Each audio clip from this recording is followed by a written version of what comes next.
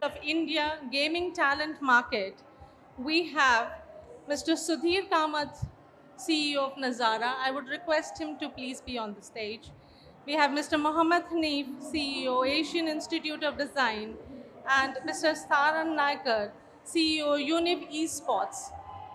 To join us for the session, it will be a fireside chat. I would request all of the panelists to please introduce themselves. Thank you.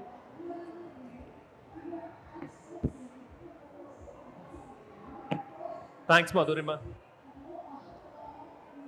Uh, Before we start this panel, which is, let me just quickly introduce myself and request my fellow panelists as well. So I'm Sudhir Kamath. I'm the Chief Operating Officer of Nazara. Nazara is India's only listed gaming company.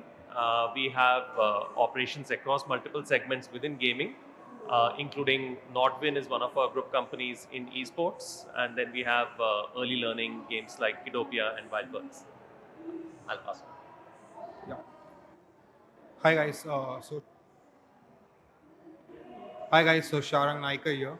So I'm the CEO of Yuvin Esports, which owns the brand name Reckoning Esports, and we've been in this industry for the past 7 years.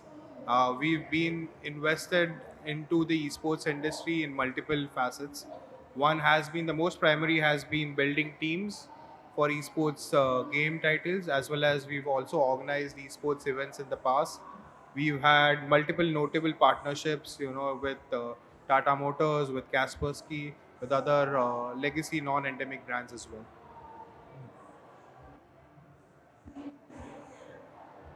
My name is Hanif Mohammad. I'm the CEO of Asian Institute of Design. We were the first dedicated gaming institute in India. We set up 14 years back under the banner Asian Institute of Gaming and Animation then, and we have thousands of students working on AAA title games and world-renowned titles right now all across the world.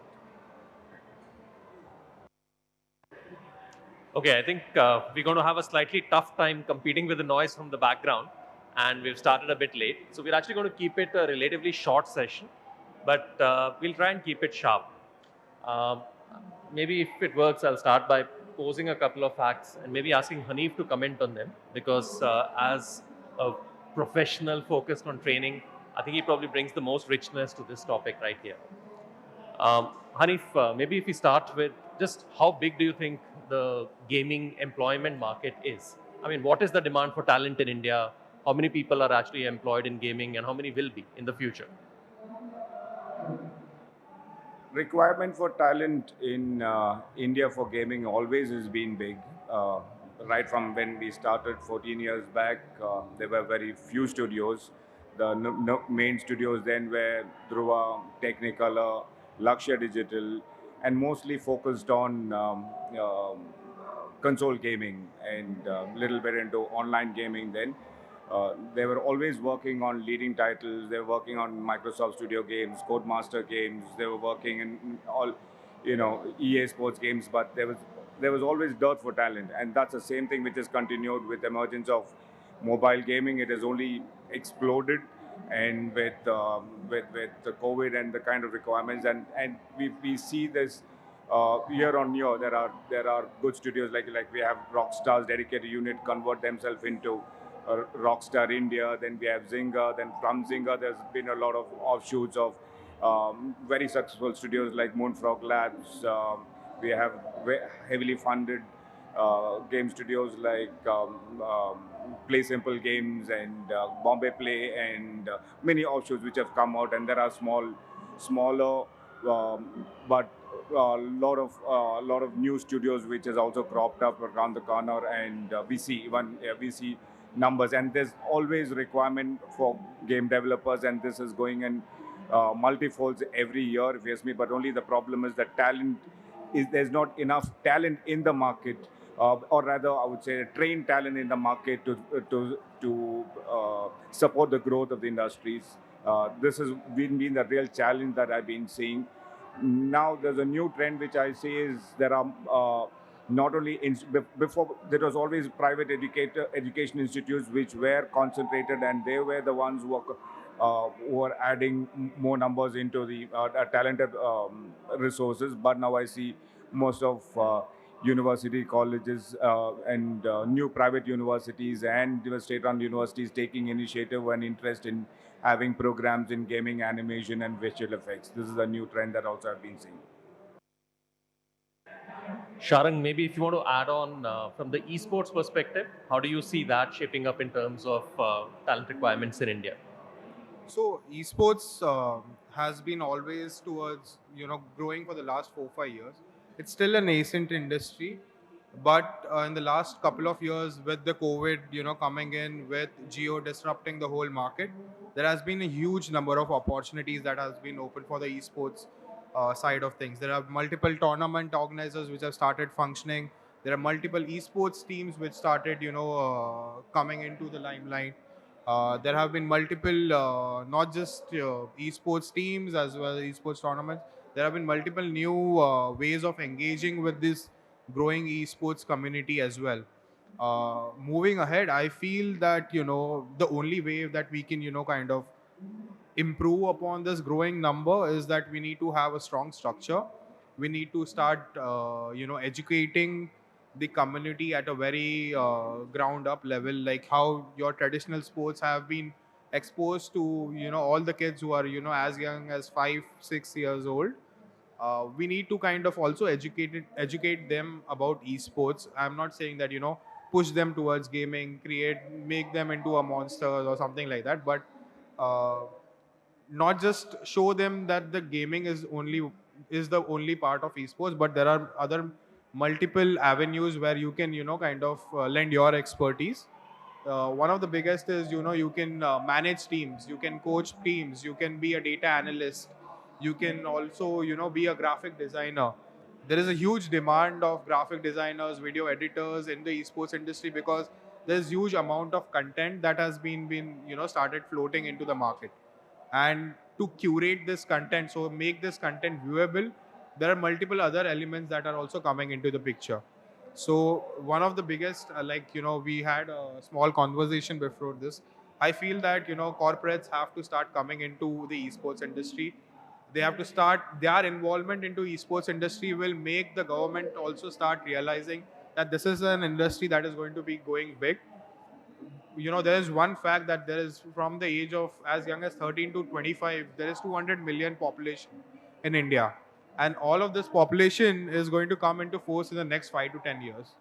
And educating, and they are all associated with esports and gaming in some way or the other, but they don't really know where they can truly contribute to that part.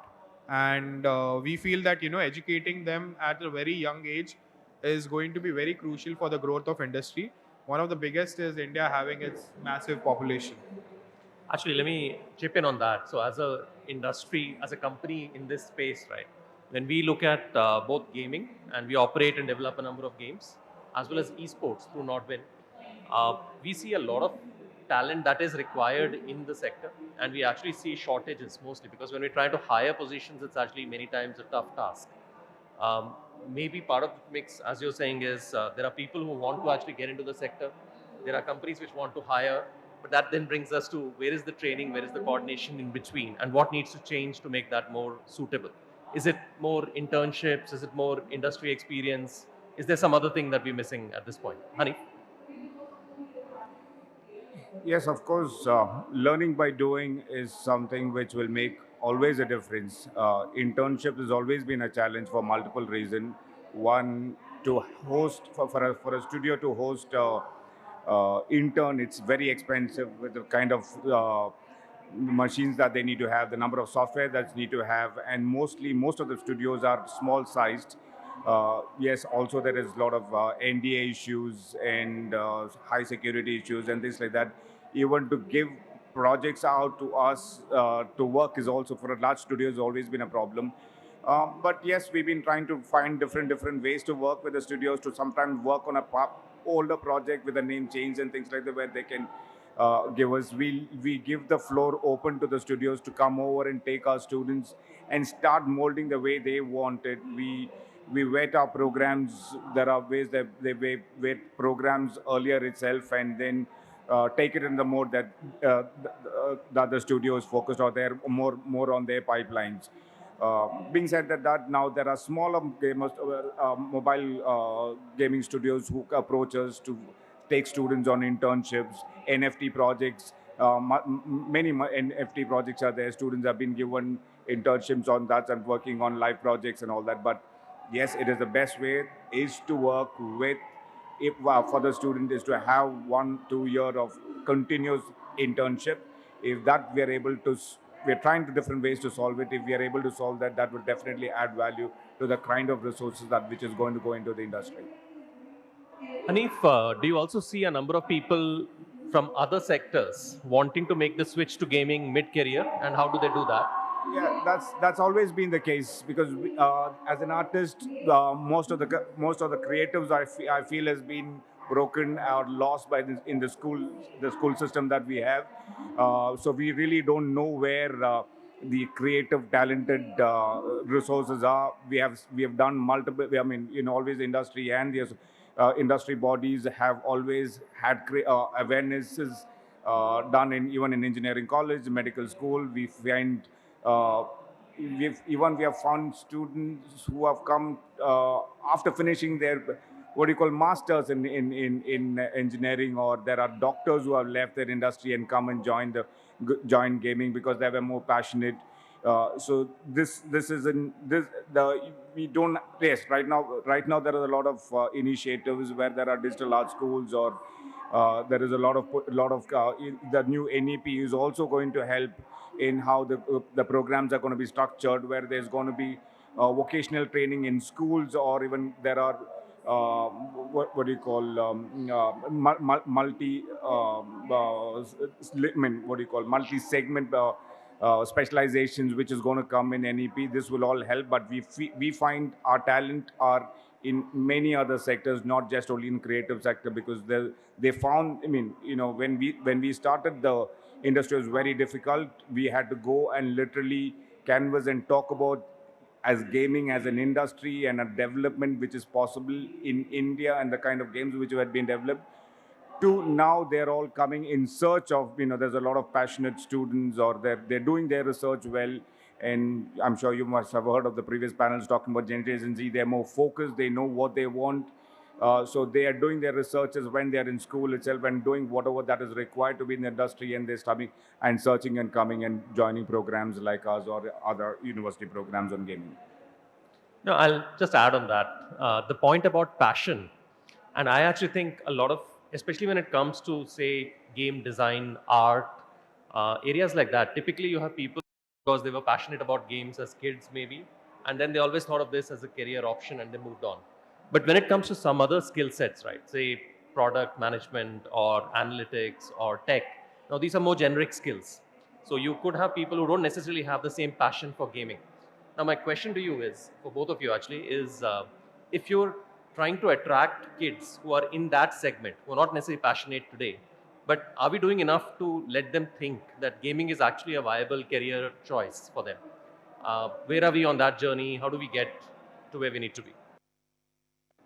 So actually, we've already explored that avenue. We are actually making a kind of performance analytical tool, and we've hired two people who are from Germany, and both of them are brothers, and both of them are avid data science experts. And when we explained them this concept about esports and gaming, which was very new for them, but they knew what was esports and gaming, but never truly understood what it is about. So these guys used to work in the traditional sports. So they were working with football, and where they were building database for each and every player. They were identifying the potential of each player, what is his skill set, and all of those things. And when we explained them the concept of esports and how this application can be a huge value, and this is how this particular application itself can create a new avenue for future generations who are very much into data science and analytics. And this was just for one game title, and they were very excited. They started working on it right from day one, and they started, even submitting us a lot of prototypes, and one of them we've already identified that we are going to build onto it. So this is just one of the example. We've seen that, to attract, of course, esports and gaming is something very new. No one would want to take that, unnecessary risk, but there is this excitement factor is always there, that, when people feel that certain industries are already, too stagnated, or there's no scope of, growth and improvement into that. It's already reached its inflection point. Esports is something that is a very new kind of an environment, and it kind of I can say there are multiple examples. Even you have come into started getting involved into esports and gaming, and you've seen the whole. No, I can add on that, which is, I mean, for us ourselves, right? We are public, so our numbers are there in the public domain at all times. But this year, all our companies on average have grown almost 80%. Almost 80%. And some of the companies are more than doubled in size within a year. And this is not lockdown anymore. This is just normal organic growth. So the segment is growing. But I guess the question is still open, right? How do you attract kids who may not be passionate about gaming? How do you get them to think of gaming as a career choice? So this has always been a challenge. Even let me start by saying what used to happen in art. We were more focused on art then. We used to believe we needed top-notch fine artists who have absolutely brilliant skill, who will only adapt to this industry. And there were, we used to give the test very high, and the selection criteria used to be very stringent. But then we found that it is not necessarily that someone who's a fine artist adapt to digital art so easily. And then we started trying out different kinds of what do you call samples, and started offering things on free, and to see, foundation and free, see their passion. Introduced what do you call interviews to have check their passion for the industry, then get them in. That was more easier on the art side. But being said that, this is not a very organized. I mean, gaming education is not very organized yet in India. Yes, there are few what do you call private institutes running game education. Yes, now we see universities, mostly private universities, who are showing more interest in this just because of the word, gaming and animation. They're trying to start their program.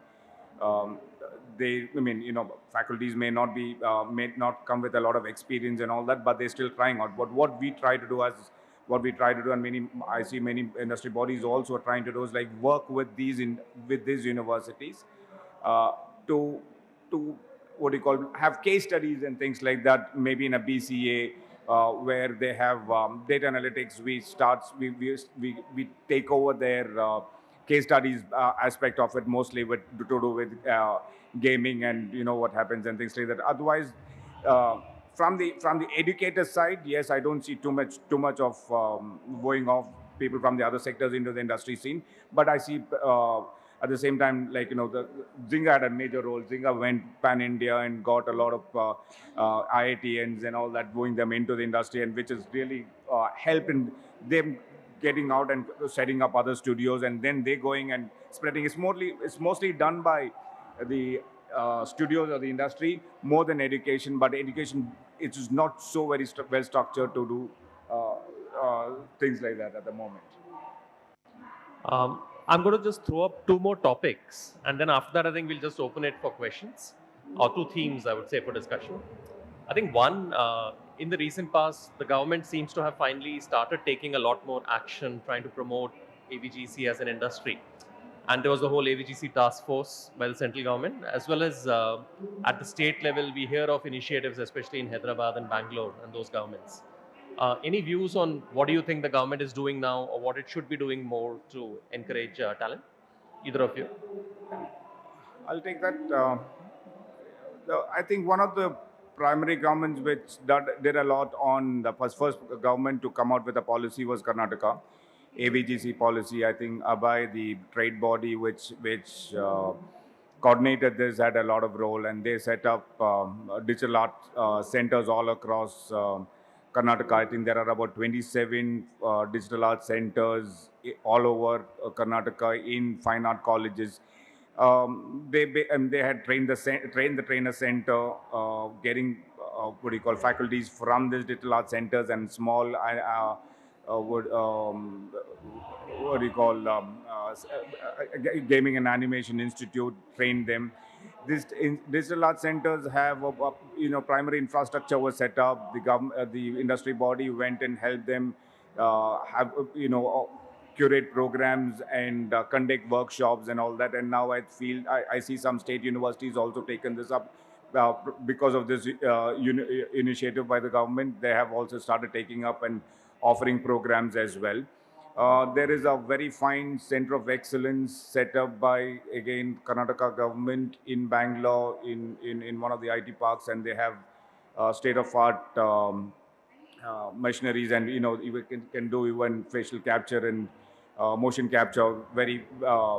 Very focused programs also are being offered there by the industry. Yeah, this is on the. I mean, from the Karnataka side, they've had the second version, which had a lot of effect, and they have some.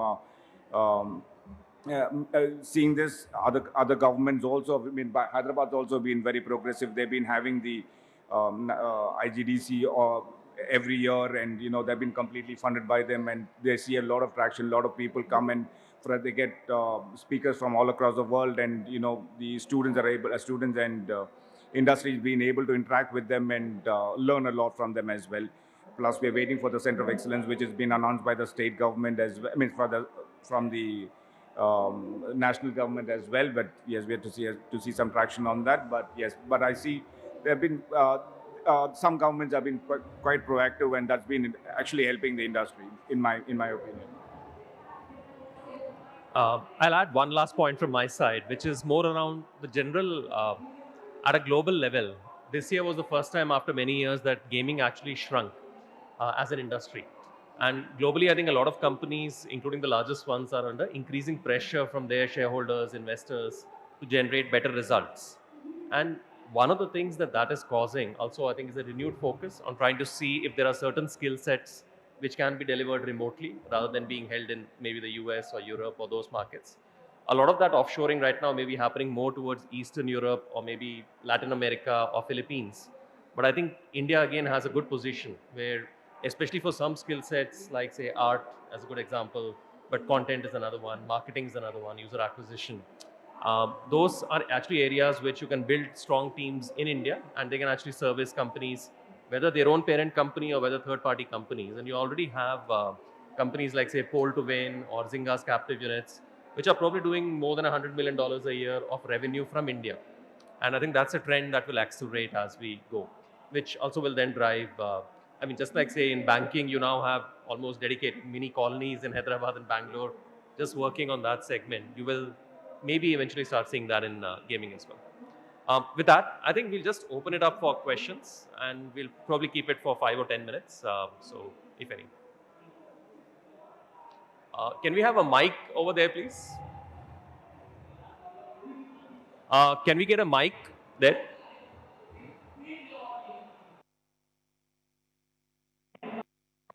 And I'll request you to introduce yourself and be really loud.